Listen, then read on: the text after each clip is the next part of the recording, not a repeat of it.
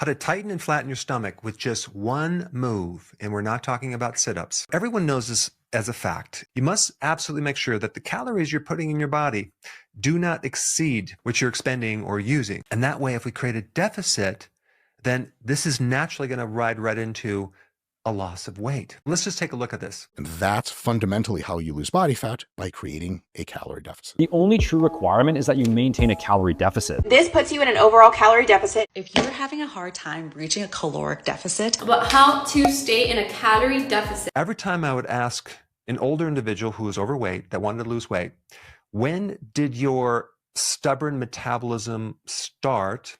It was usually in their late 20s or early 30s after a series of calorie restrictive diets. And it is a theory, it's not a fact. I mean, we've tried this for decades and it just has not worked. Here's the missing piece of the puzzle that you really need to understand.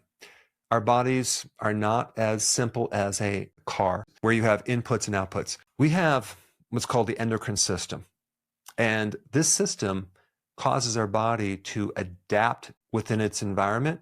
And so what the body's going to do when you lower your calories is it's going to adjust. It's going to become more efficient, which you may feel that it's a bit slow.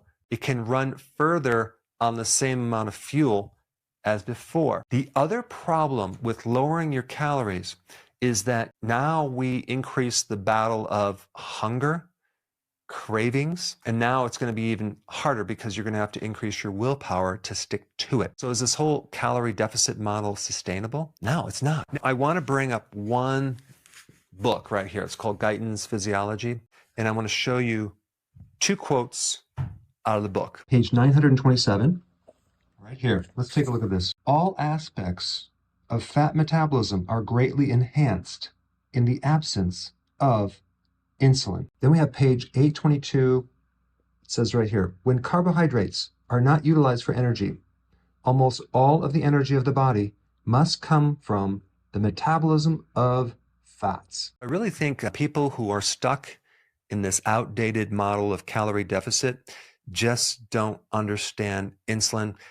And unfortunately, you know, when you're taking classes, whether you're studying Guyton's Physiology, maybe in school, they're not going to really emphasize that point. To really understand this, you're going to have to really dive into it and study it after you graduate because it's not really taught.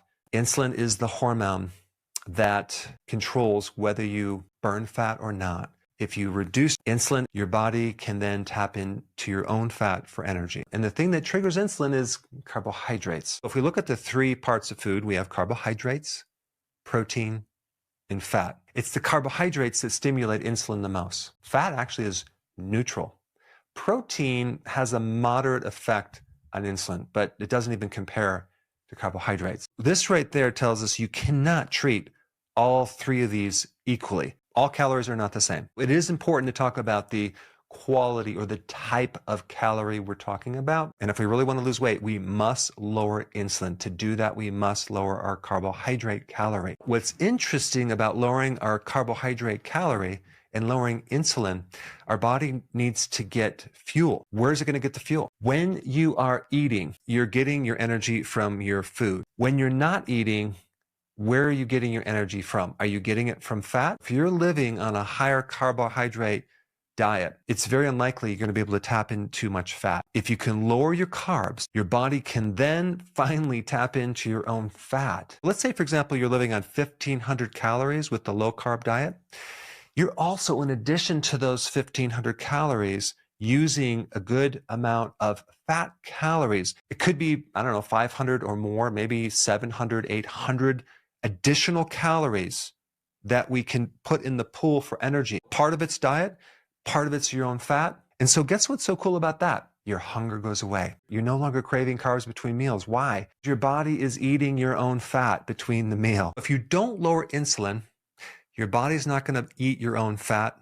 But if you do lower insulin with a low carb, then the body will eat your own fat as fuel. We can make it easy on yourself, not have any cravings or hunger while you're doing your weight loss program, or you can cut your calories. And the cool thing about the ketogenic diet, which is the low carb diet, is that a lot of the energy that your body's running off of is not from the diet. It's from your own body fat. And I think one argument that some people bring up is, yes, doing low carb, it's going to help you. But then also when you do fasting, you're naturally lowering your calories. And some people will say the reason why the ketogenic diet helps you lose weight is you're eating less calories because it's all about calories. If that's true, then how do you explain that when you go on a ketogenic diet and you do intermittent fasting, and yes, you might be eating less calories, you don't crave anything? If we compare that to you just cutting your calories and not your carbohydrates, you're going to be craving all day long. If your body is getting enough fuel, there's no reason to slow down the metabolism because your body's getting all the energy it needs. This is the purpose of fat, to be able to survive between meals. You want to think about your fat as a biological pantry that you're tapping into, so you don't have to tap into your actual pantry. This does work, and I have 8,000 people to prove it. Check this out on my website. The other little point on this is that fat provides more than double the energy than glucose provides. It's very important to tap into fat, to use that as a nice sustainable amount of energy for your body. The key to this whole thing is turning insulin way down. I am almost to the exercise I'm going to show you to tighten and tone the midsection, but I wanted just to kind of mention just one thing. It takes about 2 to 3 days to get into the state of ketosis, so it's not that long. But it does take 2 to 3 weeks to fully get into hardcore fat adaptation. And I want to explain the difference. Fat adaptation is when your body is burning the most fat possible. And your body can burn ketones, but it can also burn fat. That's actually 2 different sources of fuel. If we look at carbohydrates, proteins, and fats, carbohydrates should be about 5% of the diet. The protein should be about 20%, and the rest should be the fat. Inside your abdomen, you may have what's called visceral fat, and that is going to come off with the diet that I just mentioned. You also have the superficial layer of fat, which is also like a spillover from the other fat that is being backed up into the organs. Deeper in there, you have a layer of fascia. This fascia is like a gel-like connective tissue, and it can atrophy if you don't use it.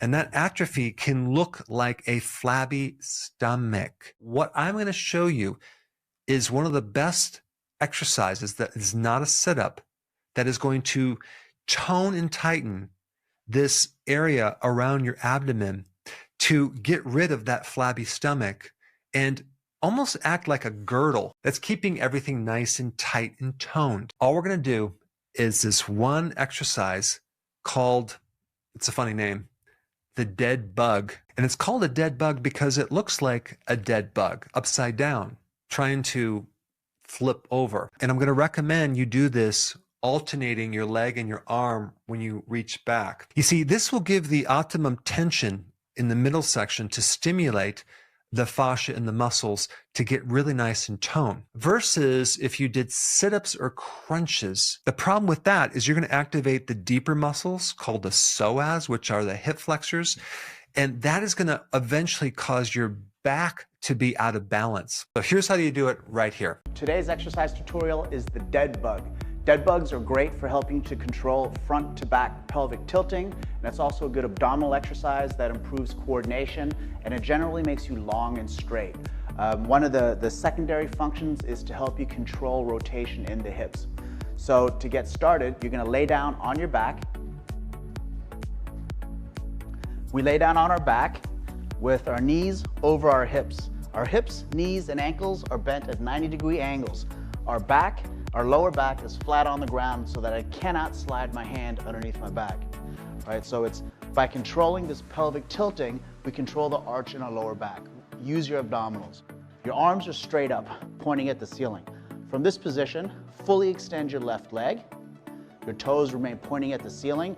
Your lower back remains in contact with the ground. Reset to the starting position, and then you can switch sides or finish your set on the same side.